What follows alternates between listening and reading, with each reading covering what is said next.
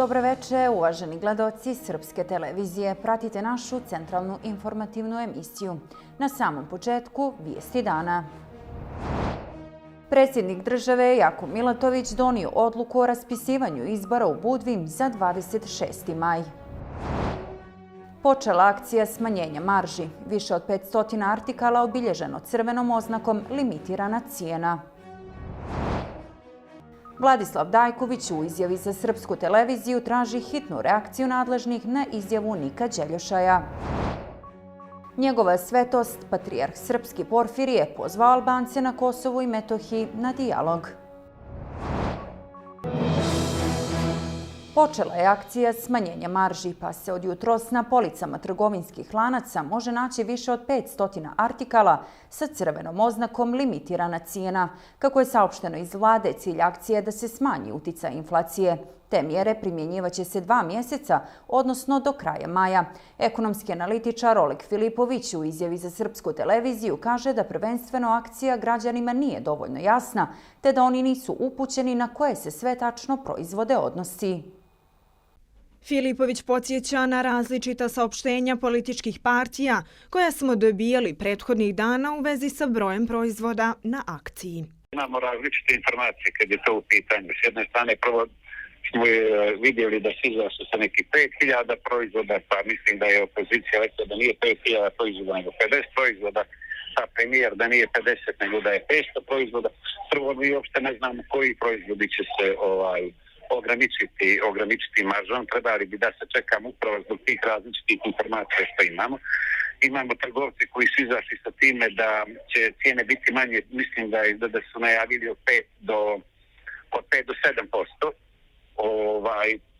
To mislim da nije prosto dovoljno i da bi mogli da dođemo do nekog zaključka. Ako ja nisam neko ko vjeruje u potrošačku korpu, trebali bi da se čekamo da krene ta akcija i kad krene ta akcija da vidimo kolika je. Kada govorimo o uporednim iskustvima, jesu li te akcije doprinijele i stabilizaciji cijena, Filipović napominje i slučaj Hrvatske. Što se tiče komparativne analize, Hrvatska je radila nešto slično, ona je limitirala cijene, pa su tamo cijene limitirane na veliki broj proizvoda s jedne strane, sa druge strane marže su znatno bile ograničenije u odnosu na ovo što trgovci kažu da će doći do smanjivanja cijena od 5 do 7%.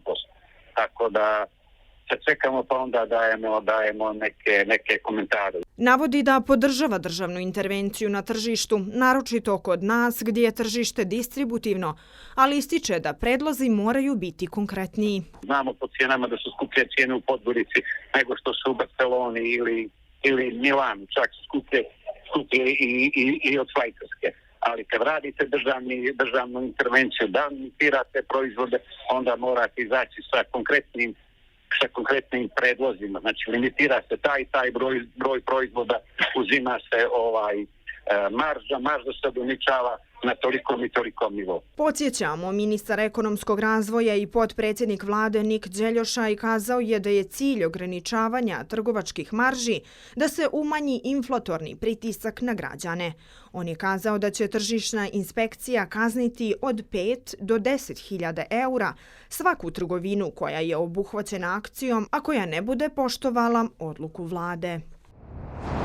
Predsjednik Crne Gore Jakov Milatović donio je odluku o raspisivanju izbora za odbornike u Skupštini opštini Budva, koji će biti održani u nedjelju 26. maja ove godine. Pozvao je sve učesnike izbornog ciklusa na odgovorno i fer djelovanje u predstojećoj kampanji. Nikola Kralj, odbornik u Budvanskom parlamentu, u našoj emisiji sa Srpskom u centar, rekao je da nije bilo potrebno usvajati odluku o privremenom udaljenju Mila Božovića sa mjesta predsjednika opštine, jer, kako kaže, odbornici ne mogu na taj način da udaljavaju predsjednika opštine. Problemi nijesu počeli juče nego prije 10 mjeseci, istakao je Kralj naglašavajući da je lista Milo Božović, Budva na prvom mjestu, imala 18 odbornika prije manje od godinu dana. Nakon toga se došlo na 7. Dakle, problem koji se pojavio nije bio ni juče, nije bio ni u petak. Nije postojao ni prije 2 mjeseca, ni prije 4, nego je počeo prije 10 mjeseci ili 11.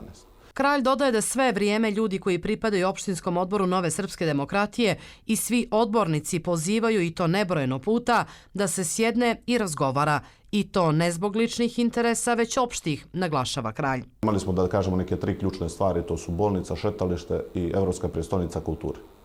I moram i to da napomenem, Evropska prijestolnica kulture je propala, nažalost, projekat u koji smo mnogo i uložili i truda i vremena i program u kojem su, pazite sad ovaj apsurd, ovo kad govorimo o ljudima koji su bili uz Mila Božovića, evo jedna stvar da vam bude sve jasno. Pri predaji prvog te aplikacione knjige, ili kako ga zovu Bitbook, Milo Božović je poveo sa sobom gospodina Predraga Zenovića. Njega, samo njega. Predrag Zenović koji je danas glavni pregovarač za Evropsku. Samo je njega poveo, jednog izuzetnog momka, inteligentnog, pismenog, kvalitetnog po svim osnovama. Samo je njega poveo na predaju tu knjigu. Nakon tog izlaganja njihovog predaje knjige, Budva je ušla u finale. Protivnik je bio grad Skoplje iz Makedonije. Na predaji finalne knjige Milo Božović je, nažalost, već bio u pritvoru. Vođa je bio gospodin Jovanović. Poveo je sa sobom 10-15 ljudi, drugih. Među tih 15 ljudi mjesto svoje nije našao gospodin Peđa Zenović. Dakle, želim da kažem da oni ljudi koje je Milo birao više nisu bili dio. Nemoguće je da su svi ti ljudi koje je on birao, da su svi oni odjednom ili izdajnici, ili da su, kako oni kažu, prodali Mila ili protiv Mila. Možda istina negdje drugo. Na optužbe koje su se juče čule u lokalnom parlamentu na račun Andrije Mandića, kralj kaže da su Mandić i Milo Božović dugogodišnji prijatelji i da se Mandić nikada nije ogradio od Mila Božovića. Naš pravac djelovanja je bio takav da budemo uz ljude koji jesu krug Mila Božovića, koje je on birao. Dakle, to se nama ne može prebaciti. Jučerašnjom skupštinom se pokazalo da oni drugi, koji misle da smo mi protiv Mila Božovića, skraćuju mandat Skupštini opštine Budva i ruše rezultat koji je donio Milo Božović i Nemanja i Mladen i Nikola i Janko i Marko i nas, svi mi koji smo radili na izboru. Oni ruše vlast sa Demokratskom partijom socijalista. I to je fakt. Sigurno će se sada pojaviti i pokret Evropa sad u Budvi na ovim izborima, kao i ovaj dio Nove srpske demokratije koji se odvojio, ali ne znam u kom obliku i pod kojim imenom, kaže kralj i dodaje da je apsurd da nakon apsolutne vlasti dolazi do skraćenja mandata. Što se tiče DPS-a i Budve, oni su, smatra kralj, zatvorena priča koja nema budućnost u Budvi jer im ljudi više ne vjeruju. Formalizovana postizborna saradnja u Podgorici odborničkih klubova Nebojše Medojevića, Dritana Abazovića i Jakova Milotovića može biti jako ohrabrujući pristup ukoliko je cilj prekid opstrukcija u glavnom gradu, saopšteno iz pokreta Evropa sad. Ističu da ukoliko su se ipak ove partije koje su ispod ili na ivici cenzusa udružile da bi kreirale postizborni inženjering i dovodile u pitanje aktuelni koalicijni sporazum, onda im pokret Evropa sad u tome neće biti sagovornik. Nesporno je da će južnokorejski državljanin Do Kwon biti izručen iz Crne Gore. On će otići, a nama u Crnoj Gori će ostati spisi predmeta ekstradicije sa tragovima šta je svako od učesnika u ovom postupku radio i kako je postupao, saopštili su njegovi advokati. Takvo pravosuđe ne treba nikome osim moćnicima za njihove potrebe, a sve radi fingiranja da postoji funkcionalna država i njene institucije. Naš branjenik Do Kwon je dao saglasnost za izručenje, željeći da što prije ode odavde, a zbog svega što mu se dešavalo u Crnoj Gori, istakli su iz advokatske kancelarije Rodić. Nedavna izjava potpredsjednika vlade Nika Đeljoša je na račun NATO agresije koja se desila 1999. godine na Saveznu Republiku Jugoslaviju naišla je na burne reakcije javnosti. Đeljoša je ovu akciju okarakterisao kao humanitarnu vojnu intervenciju koja je trebala da zaustavi politiku zločina Slobodana Miloševića. Predsjednik Slobodne Crne Gore Vladislav Dajković kazao je u izjavi za našu televiziju da ovakve izjave ne smiju da ostanu bez reakcije nadležnih.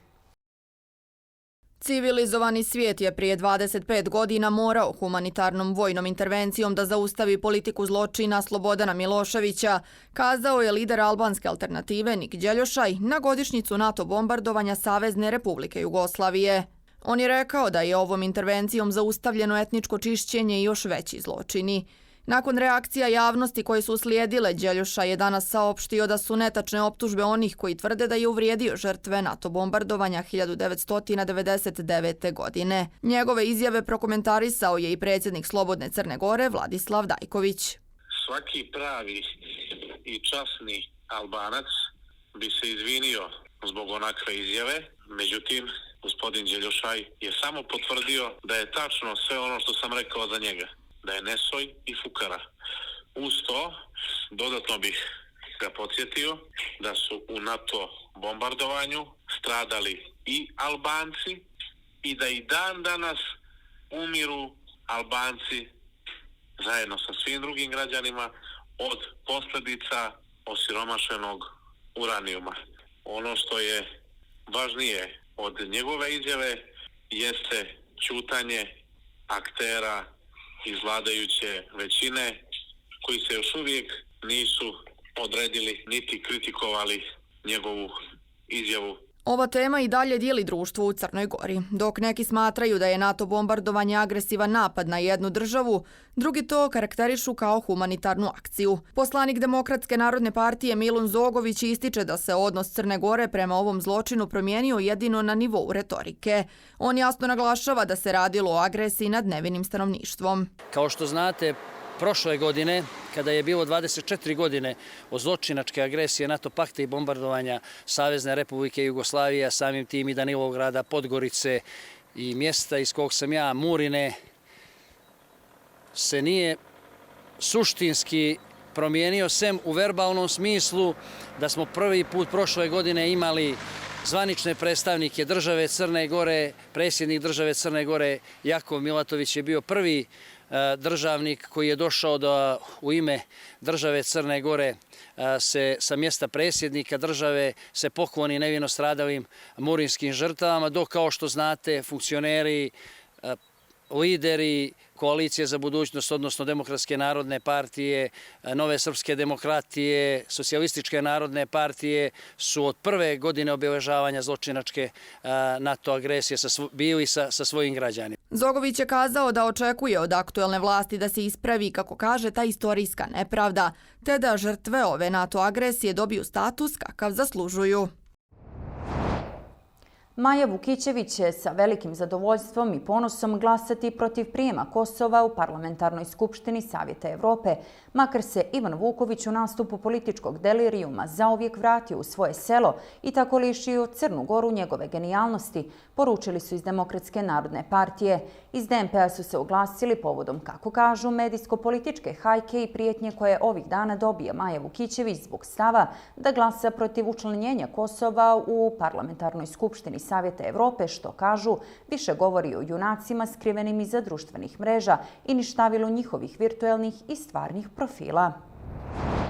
U prvom pozivu nije izabran zakupac za Nikšićku željezaru, budući da ponuđači nisu imali kompletnu dokumentaciju u dijelu garancija, saopštio za našu televiziju Miro Vračar, pomoćnik finansijskog direktora Elektroprivrede. S obzirom na to da ponude nisu prihvaćene, kompanija je odlučila da već danas ili sutra raspiše novi javni poziv, kazao je Vračar. Očekuje i nove ponuđače. Po ovom javnom pozivu je postupak okončan, iako Elektroprivreda izražava zadovoljstvo što su se pojavile zainteresovane strane za zakup Čorčane i Kovačnice u željezari. Okončan je iz razloga što neki tehnički detalji i pojedinosti nisu definisane bile u ponudama i nastojali smo da te tehničke nedostatke u ponudama ispravimo okončanjem ovoga postupka i objavimo novi javni poziv koji će biti objavljen tokom današnjeg dana ili najkasnije ujutru i koji će trajati jedno 15 radnih dana, znači tamo negdje do 20. aprila. U međuvremenu je bilo još zainteresovanih ponuđača, da kažem, usmenog interesovanja i za zakup tih prostora, tako da smatram da će po ovom novom javnom pozivu biti ispravljeni ovi mali tehnički nedostaci u javnom pozivu i u ponudama, da će ponude biti adekvatne i da će ih biti čak i više nego što je bilo po ovome javnom pozivu. Grad pod Trebjesom je do prije 3 decenije zbog formiranja Bilećkog jezera i potapanja dijela teritorije dobijao godišnju naknadu. Od 1992. godine ni cent, čime je nanijeta finansijska šteta koja se mjeri u milijardama eura. Tema Bilećkog jezera opet je aktualizovana, a da li ima pomaka, pitali smo predsjednika opštine Nikšić Marka Kovačevića. Brojni pokušaji Crne Gore prethodnih decenija da se sa Bosnom i Hercegovinom dogovori šta joj pripada od hidroenergetskog potencijala bili su bezuspješni. 4/5 površine jezera su u opštini Bileća u Republici Srpskoj, a 1/5, odnosno 18%, pripada Nikšićkoj opštini. Pa to je sigurno u osnovi problem koji je međudržavni, dakle između Bosne i Hercegovine i Republike Srpske sa jedne strane i države Crne Gore sa druge strane. Međutim, postoji također nešto što se tiče direktno opštine Nikšić, to su eventualni prihodi koje bi opština mogla da ostvaruje po pitanju Bilećkog jezera.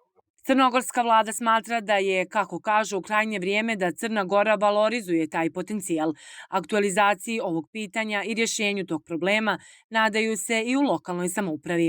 Međutim, to nije definisano tako u zakonima koji važe u Crnoj Gori, tako da mi trenutno imamo dilemu kako bismo taj eventualni prihod, ukoliko ga dogovorimo sa Elektroprivredom Republike Srpske, na što po njihovim zakonima imamo pravo, tretirali ovdje u Crnoj Gori i kada tu dilemu razriješimo, ja mislim da postoji dobra volja da se to na nivou koji se tiče same lokalne samouprave pozitivno razriješi između Elektroprivrede Republike Srpske i opštine Nikšić. U Elektroprivredi Republike Srpske, koja gazduje akumulacijom Bilećkog jezera, spremni su za razgovor sa crnogorskom stranom. Mi imamo dobru saradnju sa Elektroprivredom Republike Srpske i imamo, da kažemo, te određene probleme zato što bilateralni odnosi između Bosne i Hercegovine i Crne Gore nisu uspostavljeni tako da nam daju trenutno mogućnost da ove probleme riješimo na pravi način. Bilećko jezero je vještačka akumulacija nastala 1965. godine izgradnjom brane na rijeci Trebišnjici, koja u dužini od 11 km razgraničava Crnu Goru i Bosnu i Hercegovinu, a na ovom jezeru Bosna i Hercegovina ima 4 hidroelektrane.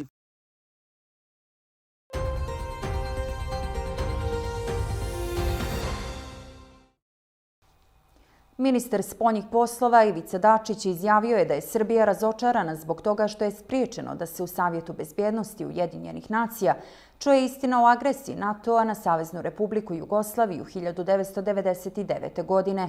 Dačić je na konferenciji za medije u sjedištu Ujedinjenih nacija u Njujorku, pošto na dnevni red Savjeta bezbjednosti UN-a nije stavljena rasprava od 25 godina od početka NATO bombardovanja, rekao da se dogodio presedan u proceduralnom glasanju. Ministar spoljnih poslova Srbije Ivica Dačić kazao je da je Srbija razočarana zbog toga što je juče spriječeno da se u Savjetu bezbjednosti Ujedinjenih nacija čuje istina o agresiji NATO-a na nekadašnju Saveznu Republiku Jugoslaviju. Želim da kažem da smo mi došli na poziv Savjeta bezbjednosti Ujedinjenih nacija da raspravljamo o ovoj temi, da smatramo da je ta tema izuzetno važna za međunarodni pravni poredak i da,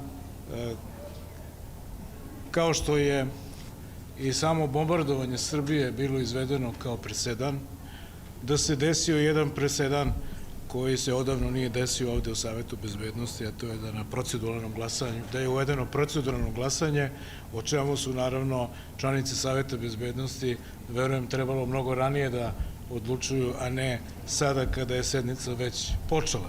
Dačić se zahvalio državama koje su podržale inicijativu da se u Savjetu bezbjednosti razgovara o ovoj temi. Hvala zemljama koje su otvoreno podržale da ovo bude na dnevnom redu, to je Rusija, Ruska federacija, Kina i Alžir. Hvala i onima koji to nisu uradili. Mnoge zemlje su tu bile uzdržane iz razloga da sebi ne nameću određene probleme u odnosima sa velikim silama. Dačić je komentarišući to što je NATO bombardovanje izvedeno zbog navodnih humanitarnih razloga, upitao o kojim humanitarnim razlozima je riječ s obzirom na to da je izvršeno gotovo potpuno etničko čišćenje Srba sa Kosova i Metohije. Da li je sada potrebna intervencija humanitarna protiv Prištine kada se dešava ovo šta se dešava?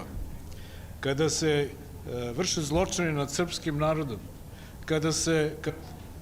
kada Priština ne želi da formira zajednicu srpskih opština, ali zato se nagrađuje Umesto humanitarne intervencije nagrađuje se članstvom u raznim međunarodnim organizacijama, kao što je Parlamentarna skupština NATO-a, kao što je Savet Evrope. Dačić je ocijenio da je cinično to što Srbija u Savetu bezbjednosti nije mogla da govori o tome, a prije 25 godina nisu ni pitali Savet bezbjednosti da li će da bombarduju Srbiju. Za Srbiju ta agresija ostaće kao zločin, a svakako je nelegalna i sa stanovišta međunarodnog prava, ocijenio je Dačić. Ako Savet bezbednosti ne može ni da govori o pitanju bombardovanja, kako će onda da spreči bilo kakvu drugu agresiju na bilo koju drugu zemlju? Znači, postavlja se pitanje da li međunarodni pravni poredak uopšte postoji. Ja mislim da odgovor na to pitanje svi znate. Srpska pravoslavna crkva ne može da prihvati ni jedan pravni ili politički model koji se protivi njenom osmovjekovnom postojanju na Kosovu i Metohiji, poručuje danas njegova svetost, patrijarh srpski Porfirije. Govoreći na skupu Kosovo i Metohija, istorije i kulturno nasljeđe na Bogoslovskom fakultetu u Beogradu, istakao je da je Srpska pravoslavna crkva jedina crkva Hristova na Kosovu i Metohiji i svuda gdje se prostire njena kanonska jurisdikcija. Patrijarh srpski Porfirije je istakao da je međunarodna zajednica, oličena u Ujedinjenim nacijama i Evropskoj uniji, dužna da obezbijedi puno poštovanje svih ljudskih i vjerskih prava na Kosovu i Metohiji. Srpska pravoslavna crkva nigdje ne traži posebna prava, pa ni na Kosovu i Metohiji. Osim toga, ne mogu se samo za Srpsku pravoslavnu crkvu na Kosovu i Metohiji kao posebna prava tretirati univerzalna ljudska i vjerska prava, rekao je patrijarh Porfirije i pozvao Albance na dijalog. Opet i opet, vođeni Hristovom ljubavlju, pozivamo na dijalog kosovsko-metohijske Albance. Jer kao što na Kosovu i Metohiji ima mesta za sve, uvek i još uvek ima mesta dijalogu o životu ljudi na Kosovu i Metohiji. I na posledku još jedna napomena. Govori se da je pitanje pravnog položaja Srpske pravoslavne crkve najsloženije političko pitanje. Kao najsloženije pitanje pregovora o Kosovu i Metohiji. Posle 8 vekova neprekinutog prisustva na prostoru Kosova i Metohije, Srpska pravoslavna crkva ne može da bude deo bilo kakvih političkih pregovora i sporazuma o statusu Kosova i Metohije. Srpski patrijarh je ukazao da je samo snaga božanske, Hristove ljubavi kroz vjekove na Kosovu i Metohiji mogla da podigne nebrojeno više od 1300 hramova i crkvišta koliko ih je sada u pokrajini. Podsjetit ćemo da je blažnopočivši patrijarh Pavle u ono teško i preteško vreme 18. juna 1999. godine u manastiru Gračanici rekao međunarodnim predstavnicima: mi Srbi ovdje na Kosovu i Metohiji smo ono što su naše svetinje. Vođeni smo ljubavlju Hristovom i danas, 25 godina od početka velikog stradanja našeg naroda, 1999. godine, 25 godina je od donošenja rezolucije 1244 Ujedinjenih nacija i 20 od martovskog pogroma 2004. godine. Ukazavši da je ovo vrijeme različitih vidova istorijskog revizionizma, ali da se u slučaju kada se žrtvama i zločincima zamijene mjesta ne radi o revizionizmu, te naglasio da Srpska pravoslavna crkva poziva na dijalog kosovsko-metohijske Albance. On je ponovio da je samo snaga božanske ljubavi mogla da sagradi 8 hramova na 1 kilometru kvadratnom.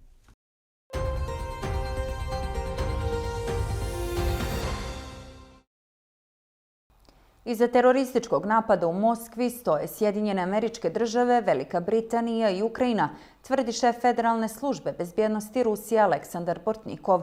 Turska policija privela je 147 ljudi u 30 provincija zbog povezanosti sa Islamskom državom.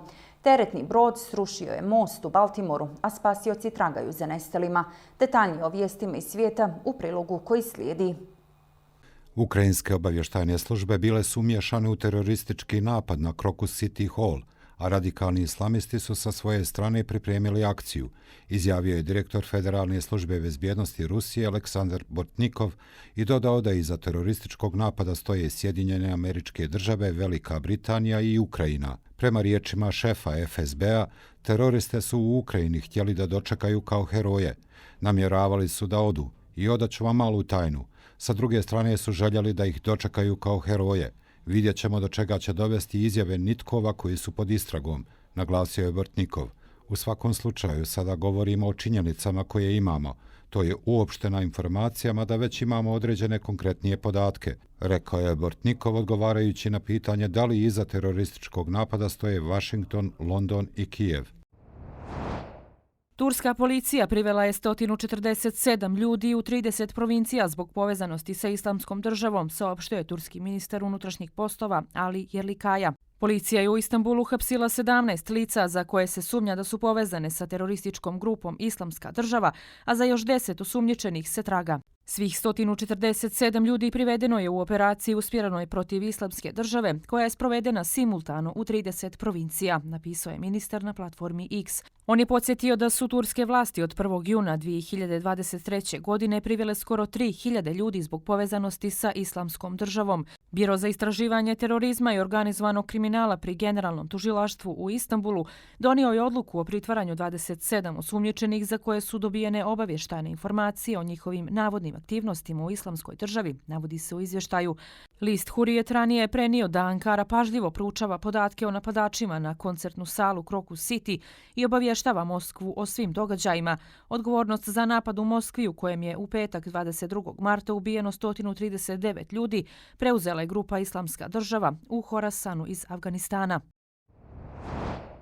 Spasioci tragaju za oko 20 ljudi u rijeci Patapsko nakon što se u američkom gradu Baltimoru srušio most pošto je u njega udario teretni brod, izjavio je Kevin Cartwright, direktor komunikacija gradske vatrogasne službe.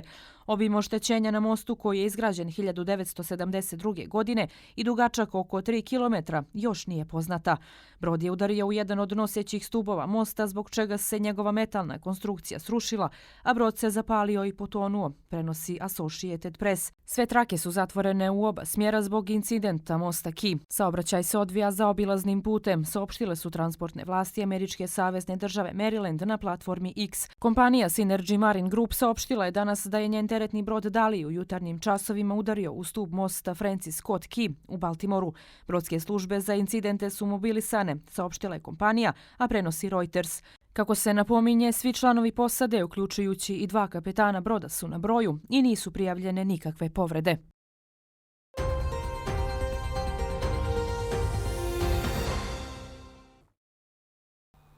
Avangardna umjetnica i pjevačica Aleksandra Slađana Milošević preminula je danas u 69. godini. Hitovi poput Amsterdam, Dolazi zima i Princeza učinili su da postane ikona jugoslovenske pop-rock scene 80-ih.